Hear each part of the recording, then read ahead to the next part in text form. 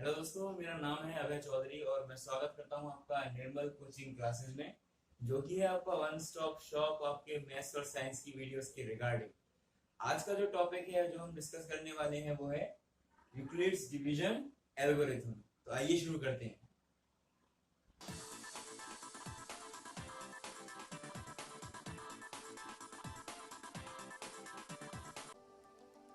तो दोस्तों, Euclid's division algorithm को समझने के से पहले हमें ये समझना होगा कि एक्चुअल में एल्गोरिथम क्या होती है।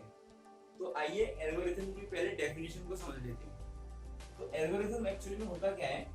An algorithm is a series of well defined steps which give a procedure for solving a type of problem. यानी कि एल्गोरिथम हमारे पास एक ऐसी वेल डिफाइंड स्टेप्स की सीरीज होती है जिसकी हेल्प से हम किसी पार्टिकुलर टाइप ऑफ क्वेरी को सॉल्व करते हैं। मैंने आपको पिछली वीडियोस में ही बताया था कि एक्चुअल में यूक्लिड्स डिवीजन एल्गोरिथम का बेसिक यूज होता है दो चीजों में। फर्स्ट, आपका डिवीजन में। आपको मैंने बताया था कि जो बेसिक फॉर्मूला हमने पढ़ा है, dividend is equals to divisor into quotient plus remainder. तो फर्स्ट ऑफ ऑल ये जो फॉर्मूला है वो हम यूक्लिड्स डिवीजन एल्गोरिथम या फिर यूक्लिड्स डिवीजन लेमा की हेल्प से हम इसको प्रूव कर सकते हैं। ये मैंने पिछली वीडियो में आपको दिखाया था। दूसरा जो काम है यूक्लिड्स डिवीजन एल्गोरिथम का, जो बेसिक एक्चुअल में जो यूज होता है वो इसलिए होता है ताकि हम एचसीएफ को फाइंड कर सकें। हमारे पास अगर दो नंबर्स दे रखे हैं, हमें उनका एचसीएफ फाइंड आउट करना है, highest common factor find out करना है। सिर्फ दो नंबर नहीं, दो से ज्यादा भी। यानी कि नंबर्स का एचसीएफ फाइंड आउट करने में यूक्लिड्स डिवीजन एल्गोरिथम का हम बेसिकली यूज करते हैं।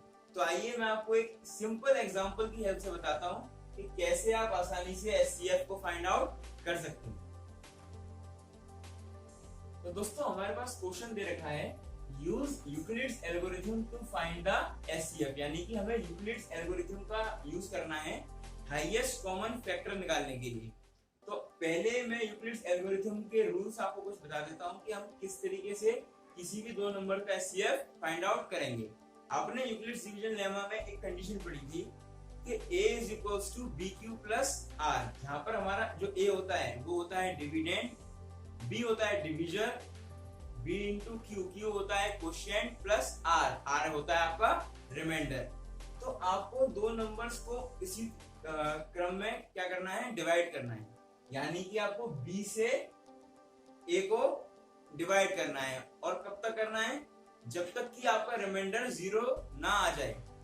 जब आपका रिमाइंडर 0 आ जाएगा, यानी कि हम कह सकते हैं कि वो नंबर उन दो नंबर्स का क्या है, हाईएस्ट कॉमन फैक्टर है।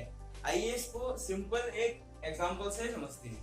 मान लीजिए हमें दो नंबर दे रखे हैं 420 एंड 130।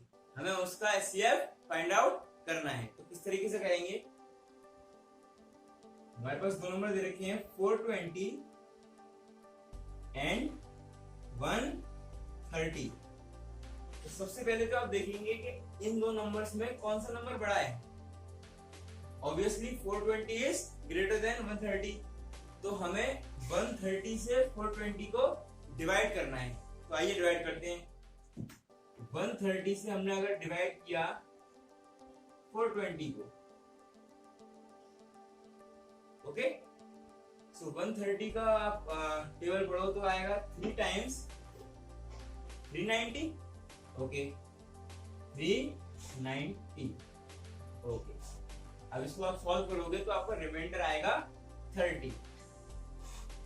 अब आप सोचिए यूक्लिड्स डिवीजन लेमा के बारे में, किस तरीके से उसमें आता है। ये हमारा डिवीजर है, ये हमारा डिविडेंड है, ये हमारा क्वोशिएंट है और ये क्या बचा, रिमाइंडर।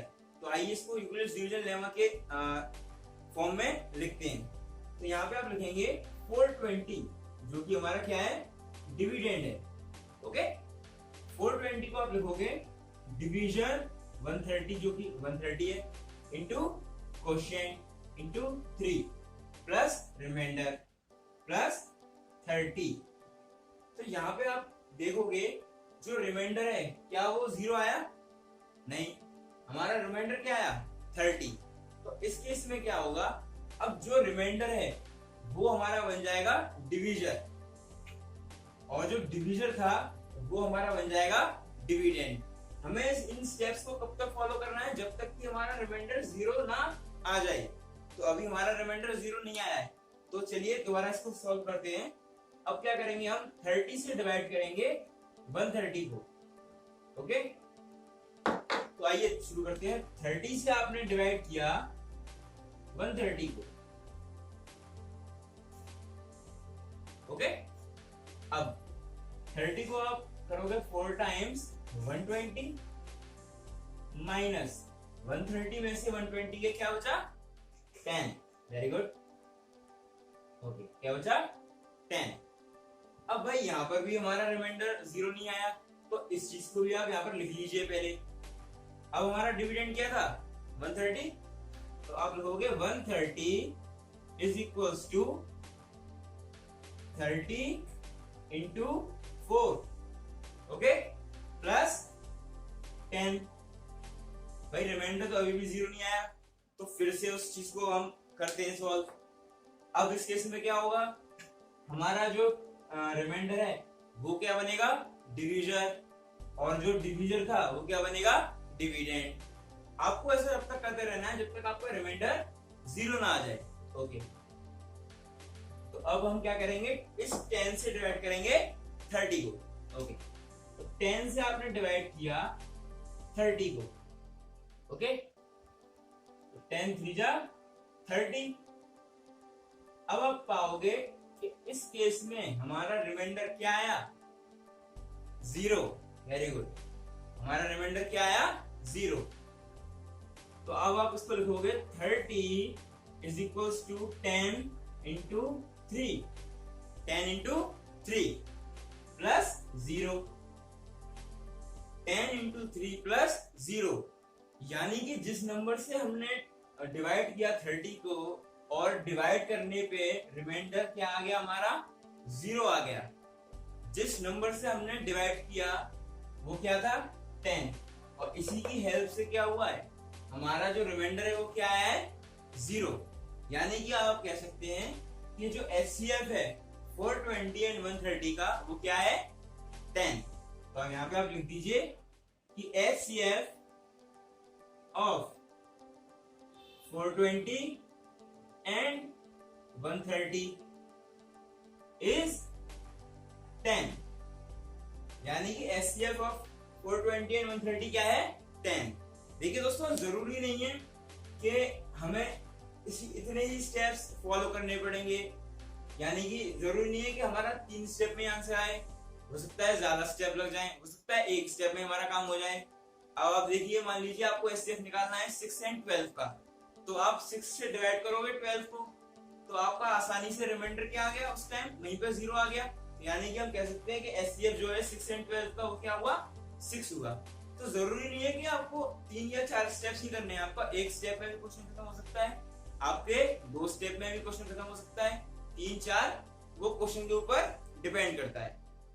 तो ये था आपके यूक्लिड्स डिवीजन एल्गोरिथम के बारे में। मुझे लगता है कि इस एग्जांपल की हेल्प से आपको बहुत अच्छे से ये समझ में आ गया होगा। तो इसी के साथ हमारा ये टॉपिक खत्म होता है। अगर आपको कोई भी परेशानी है इस क्वेश्चन से रिलेटेड, अगर आप जानना चाहते हैं कि हम और किस तरीके से इन क्वेश्चंस को सॉल्व कर सकते हैं, तो डिस्क्रिप्शन में हमारा नंबर दिया है हमारी कोचिंग सेंटर का, आप प्लीज उस पर कांटेक्ट कीजिए और अपनी क्वेरीज को बेधड़क हमसे पूछिए। Thank you very much.